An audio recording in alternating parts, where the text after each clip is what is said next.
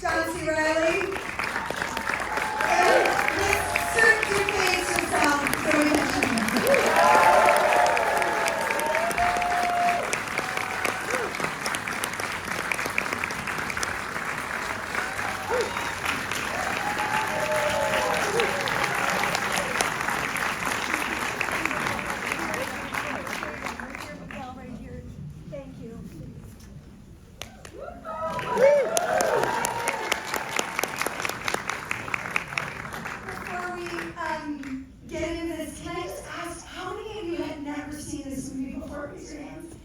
That's why we do this.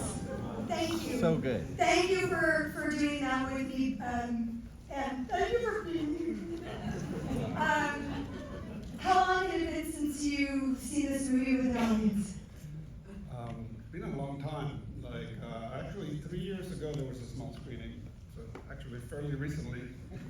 But not as good as this one. Oh my God, no. I wasn't at that screening. Were you at that screening? No, I think you reminded me that it was maybe Sundance when this movie premiered that I last saw it. That's the last time I saw it too. How did it feel? So good. It felt like a long time ago that the world made movies like this, honestly. It's the first thing I thought when I came to graduate was, I want more movies like this, and miss movies like this. Okay, so Miguel, you and Mike had made 2 movies before. 3? Just one. Oh, yes. He appears in Starman. Right, that's it. Right. Playing a very awful writer. Yes. And we did Chocolate About, which he starred in. He had these 2 scripts. I read them both. I wanted to do them both, and it was a long fight to let him get this one in my hands. He was going to direct it for a while, and I broke it down eventually. What did you think when you first got this in your hands? I love these scripts so much. To me, it's like, I have dealt with depression my whole life, and the idea that you have to murder your romantic fantasies to get over your depression blew my mind. And I read the script, and I was very nervous. Mike called me while we were shooting the first weekend, and in the middle of the night, and was like, I just reread the script again. And he was like, it's the best script I've written. And then he was like, it's also the best script I will ever write, so don't fuck it up. I mean, it's one of, I think, the great, Jenny is in it the whole movie, but I always have thought of this as a great ensemble movie. That one of the things that I love about your work, just in general, Miguel, whether you're working with Mike or other people, is that every character, no matter what their length of time on screen is, you has an interiority that the audience can immediately lock into. We feel like at moments we are that person every step of the way, and it reflects back on you in a way that really keeps you in the movie. And what an ensemble cast to work with. Can you talk about how you found all these people and then working together, whether you knew each other or how you got to know each other, all 3 of you? It took a long time for it to come together, and I was very lucky. Joanna Colbert and Meredith Tucker helped, and a lot of people were involved in the casting that helped me out. But watching it tonight, I just can't believe how great every person in the cast is. I feel so blessed to have a movie where, like, every single performance, I'm just so proud of it. I wanted Zooey from day one. I was like, me and my wife were like, nobody will do like delicious deadpan like her. She's the top of the game. She will just crush this. And I feel like I was pretty unknown. Like I went and auditioned for this, and I was like, everybody wanted to play this part, and I was like, I need this. I need it. So I was like, what's my really weird angle? And I'm like, I was like, just so, when I got this, it was like John C. Reilly, Jen Aniston, like Jake, like, I couldn't believe that I actually got to do it. I'm so lucky. And then, you know, we were lucky enough to get Jen Aniston, and we asked John, who was, you were in Cinecittà, right? You were in Italy shooting, I think, a Scorsese film at the time. And I just couldn't believe that you were calling me from there to say, let's talk about this, how do you see us? And it was, I couldn't believe that, you know, we got you to do it. It was a dream come true. Yeah, I don't remember any of that. This was a long time ago. But I remember being so excited by Mike's writing. I remember being so excited by Mike's writing. It reminded me of when I first read Paul Anderson's writing. You're like, oh my God, it's all right here. Like, if you just pay attention to the script, you know, it's all right there. So, yeah, I don't know, it didn't seem like a hard decision to me to do it, you know? Although I have to say, I fought that slap a long way, including up to the last day. Like, are you sure? I'm gonna smack America's sweetheart. You're sure? They're like, no, totally, it's fine. She's a bad person. Miguel, she's this big, and I don't know, but she tries to kill a boyfriend by murdering. So, okay. And then how do they feel in here? Not good. Not good. She did a lot of bad stuff. Yeah. Yes, and that's also a bad thing. And you did bad things. Everybody's doing bad stuff. The way you come back from that is unbelievable when you look at her and say, oh my God, your face is swollen, and like you know, it's just, that two-shot in that bed was such a, you know, we covered that, but you guys, I love watching that whole scene that you do. Like, it's so special. This part reminds me, like, when you do a movie, at least when I do a movie, I'm in my own movie. You know, like, what my character is seeing and how he's experiencing the world is its own movie. And every character is the main character of their story, you know? And Phil lives this very, he's living another reality. I get to see Phil's story.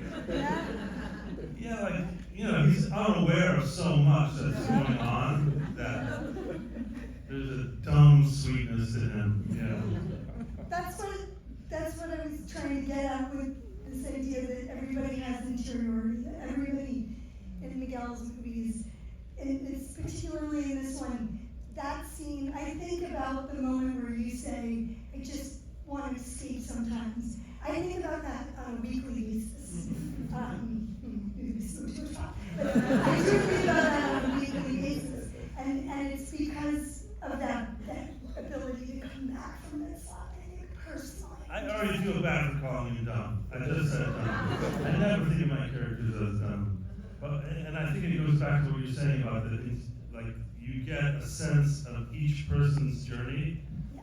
And from my point of view, from Phil's point of view, it's like, yeah, I smoked a little too much pot. Yeah, relax, babe. And like, we're gonna get through this. He doesn't realize, like, you know, what's really going on. Your first day, we had you. Oh my God, the first day was a nightmare. You guys don't even know because it's way late in the movie. Sorry if I jumped on your story ago, but it happened to me. I've never met Jennifer Aniston before. We don't really do rehearsal. They're like, come to this, you know, location. It's a sperm bank office. And you're going to meet Jennifer Aniston and then masturbate to conclusion in front of her. It's not in the movie, thankfully, but That is how I met Jennifer, like, touching her breast and, oh God. I think if I didn't quit that first day, then I'd probably do the rest of the movie. Like, let's just get the hardest thing over. But you know, I don't think our friendship ever quite recovered from her and I, you know? Like, it was a weird way to start a friendship. It was too intimate. Tim Blake Nelson's first day was when he was naked with bits. I hope that gave you some comfort. Is that Yes. true? Yeah. Oh my God. You really throw him in there, yeah. It's like, you're doing full frontal, but like, here's the catch, it's funny. Shepherd. How great is this, too? Bits. So great. I want to put out there some of the other filmmakers that helped make this movie are here. Gina Kwon, who produced the show. I believe Kristen Ham, who produced the film. And Nancy Steiner, who did the wardrobe and costumes. All these people getting those mom jeans on Jan was just brilliant. And our dear editor, Jeff Bettencourt, who put up so much to get this just the way it is. Speaking of all of these people, you all made this feel real and made people who were quite recognizable to us feel like real human beings in the world, not movie stars. So much because of the costumes, the production design, and I think the production design and the spaces you guys were in, your house, John, and especially the retail rodeo, are like characters in this movie. Can you talk a little bit about the production and working in those spaces? And you had a 33-day shoot, is that right? Yeah. Well, the retail rodeo was meant to be a metaphor, so we had to get the real store and get it just right. But my whole idea for the film was like, let's shoot it like a prison film. You know, like the ward is up there, and like when they go to lunch, and the yard is always in the same place, and every shot, you know, I wanted to repeat a lot of shots. I put my cinematographer, Miguel Arteta, who's brilliant, terrible. He was like, "Are we? What's going on? I'm repeating every frame." And I was like, "You say that like that's a real bad thing." And also, in order to de-glamorize, especially Jennifer, who she was, I think it was like year 7 of Friends. I made mine, and I'm embarrassed to say this because I think Miguel Deschanel is here. Yes. I made him push the 35mm stop the whole film 2 stops, which is like the lab call and said, that's like, you might as well put your negatives in the back of a car and drive it all over town. But we wanted to, you know, bring it down, so that was the plan. It looks great. How about the retail rodeo, Zoe? Did you really find yourself in there? I think retail rodeo was like a dollar store in Valley, right? It was like something that, or a farm, grocery store. Grocery store. And we were shooting, I remember like Jen was doing Friends, so she would like tape the show on Thursdays or something, and so we had her for like, like it was over weekends or something. Yeah, we showed Saturdays, so she would do, you know, she would rehearse the show. She was like, don't worry about it, you know, like it's year 7, like I don't need to rehearse it for like. And then she would take on Friday, so we would miss her for half a day on Thursdays and Fridays. And then we shot Saturdays, yeah. Did you ever get anything from the retail rodeo and take it home? Did I don't think I did. No. Should have though. I wish I had some retail rodeo merch. Somebody wants to send me some. Zoe, did you know when you were reading this that you were going to get some of the biggest laughs in Well, this like movie? the thing, I mean, when the writing is so good, it makes your job so easy. So it's like, I want my job to be easy. So I was like, I go after, I mean, the script was so funny, you know, like, on the page, I was laughing the whole time. Like, not just that, it has this, like, you know, you guys saw it, but just like, even just reading it, it just has this, like, incredible, like, mix of, like, you know, tragedy and, you know, comedy, like, happening at the same time. It's not like, it's such a unique style, you know? Mike's writing is so incredible, so I just was like, I have to play this part. I loved every line. I remember there was, like, a small part that was cut, and I still, like, remember, I was like, oh, there's a part about, do you remember there's a part where, like, you make the top of the face, like, it's like taupe.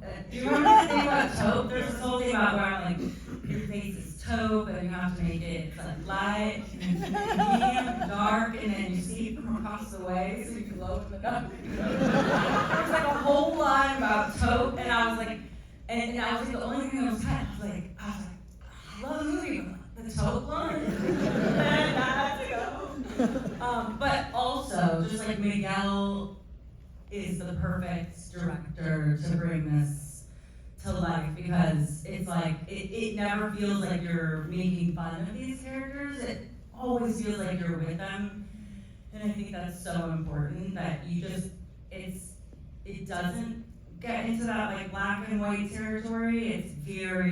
It's so many shades of gray, and you know, that's what makes this film so great to watch. It was a good scene. It was, you know, the deliciousness that you got, you know, watching it tonight, your timing is just unbelievable. Thank you, Miguel. Yeah, the two of you, John, me too. I mean, it's like, you're totally right, Zoe. The tone of this movie, it's one of those movies that it hits every mark. Music helps too, but you're right, Mike. You and Mike never make fun of your characters. You even there. I think you guys are clearly the overstatement of the year to say that both you and Mike are attracted to very well-meaning people who make terrible decisions. Yeah, everybody's doing bad stuff. Yeah, well, you get out a little unscathed, you know. But there's something so. That's so important as audiences. I think a lot of movies forget that human beings see these things and eat them. And as audience members, we need to see flawed, fucked up people who we love and who we can identify with. Was there something when you first got the movie, if you can remember, I know it was a long time ago, when you first read it, that you thought, this is the thing that I'm most identifying with, or this is the thing that I'm kind of falling in love with a little bit?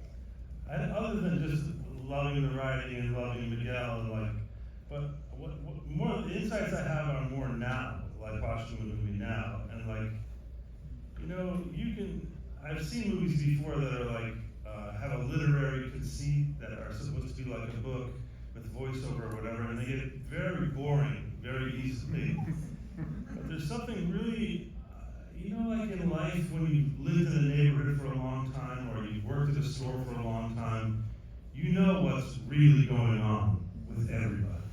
You know what's really going on. And that's what the movie is like, these little glimpses into what's really going on for each of them. And it has the feeling of a novel, but it's so alive too. It was just a real, what I said at the beginning about it seeming like a long time ago that they made movies like this in Hollywood. I think that's part of it. It just was, the point of the movie is to like, it seems to be to show the depth of human beings. Even, you know, everyday people that are not super educated or don't have $1 million, like the depth of what they're going through. And yeah. You know what part I love? When you're like, it was that Bible study guy. Yeah. It's got comic bones. Band, you know. Oh my god. She's still doing bad stuff then. She doesn't even have That's to. it. She's like, yeah. She doesn't even have to. She just causes more chaos. It's totally unnecessary. And then she's just like chaos causer again. And he eats about 2/3 of those blackberries. Well, the danger, so he's a little late on trusting himself. The tins of blackberries at the premiere that I went to, I kept that goddamn thing for years, and then finally was like, They're very Distinctive. They're very distinctive. yeah, Tins. the tin, the candy tin. Also kind of a good deal other than the like tainted blackberries, like a tin. $2. Like a super 10? Yeah. $2. tin. Miguel, what do you think watching this now? Coming back to this? I feel, like John says, I feel so lucky. I had no idea when we were making it that it was such a kind of innocent time in independent cinema. You know, we were like, went to people and told them we're gonna make a movie not about normal people, not for normal people. And we were like, oh, great, let's do it. And you know, and then the fact that we got this whole cast. I mean, when you think of it, the whole cast, it's like, this is like young and green cast. So I just feel blessed. Guys, Well, you weren't just blessed, you like did it. You're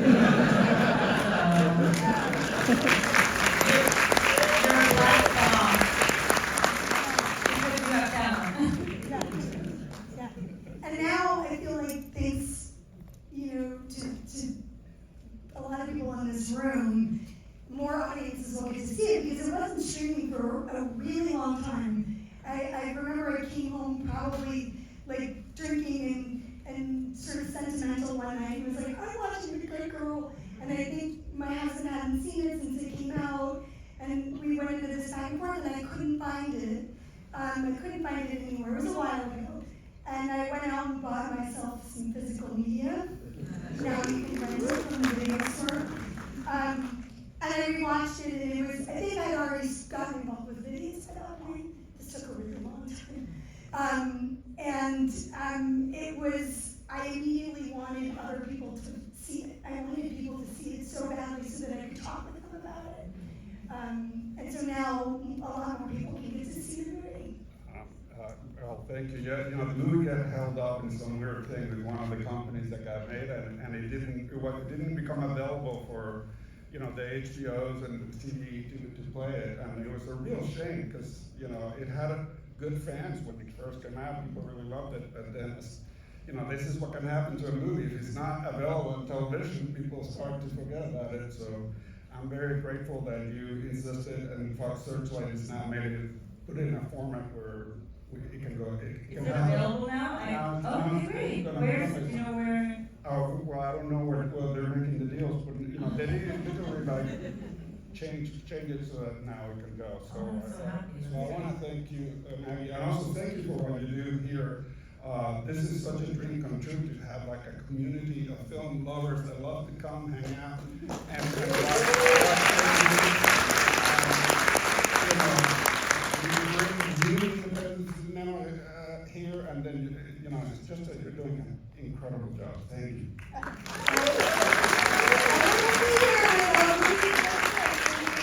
It's true. Before we wrap this up and get you fine people back to where you need to go, will you leave us? Is there one little memory or one little thing you want to leave us with? Anything you can think of to leave us with? Debating whether to tell this Do story, it. anyway, so there was a scene, I guess it's not in the movie, at least I don't recall seeing it just now, but there's a scene where we're having sex in bed, Jennifer and I, and the camera's overhead, and it's meant to be this, like, not sexy times, you know, just kind of like very, like, yeah, we're going through the motions kind of thing. And I remember being like, oh, I should make Jennifer comfortable with this whole situation. I wear my pajamas, and before I go to the set, I'll knock on the door and be like, you know, are you cool, baby? And like, knock on the door, and they're like, oh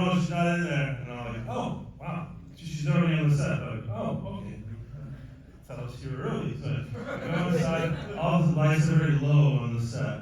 And I'm like, oh, they're taking this sex thing really seriously. Oh, yeah. And you're actually nervous, you know? And I get to the bed, and Jennifer's under the covers with them up to her shoulders like this. And then I was like, all right, well, how's this gonna work? And she pulls the covers back. She's wearing a long sleeve sweatshirt and long sleeve sweatpants and like 2 pairs of socks. And then she goes, can I have the chastity pillow, please? And I was like, shit, what the fuck is a chastity pillow? It was like this black pillow that she put between her legs. So it was really just like humping a couch or something.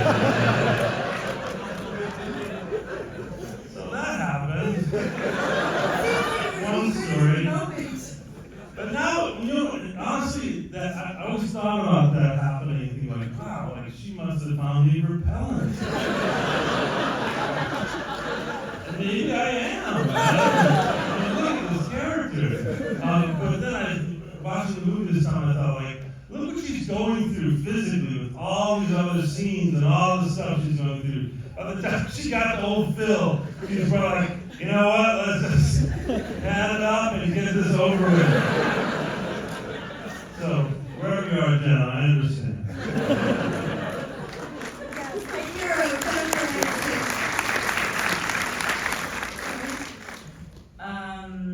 I mean, this was just, it was such a delight. Like, I still go to work every day and I'm excited because I love my job. But I was like, I think it was like 21 when we made this, and I was like, I remember at the end of the day, I'd be like, it's over? Like, I can't say these lines anymore. Like, I'm so sad. Like, because I came from theater, and like theater, you get to say lines like a lot, and you get to know those lines, and like they like become a part of you. And I just remember like every day, I'd be like, oh, I have to go home. Oh, okay. I can stay like a little bit longer. If you want me to. Do you want to do it again? It was that fun. Like that, you know, I wanted to stay longer. Also, I remember that like Jennifer Aniston she was dating Brad Pitt at that time. Do you remember? And he like came to Yes, I the do retail. remember. He came to the retail rodeo. So I just want you all to know, Brad Pitt went to that retail rodeo. And I ran right into, like, I was like rushing out, and I ran right into him, and I was like, oh. He was probably carrying the chastity pillow. He was researching that. So Brad Pitt. That round is a great memory. Matthew Greenfield, who now runs Searchlight Pictures, was one of producers. And Brad had designed their engagement ring himself, and it was like a beautiful and enormous, and who knows how much it cost. But every morning she took it out and said, Matthew, and gave it to him for the whole day. And I would see him sweating, just making sure that was in there all day. Like, just looking panicked till he finally was so relieved to give it back to me. There you go. There you go, you guys.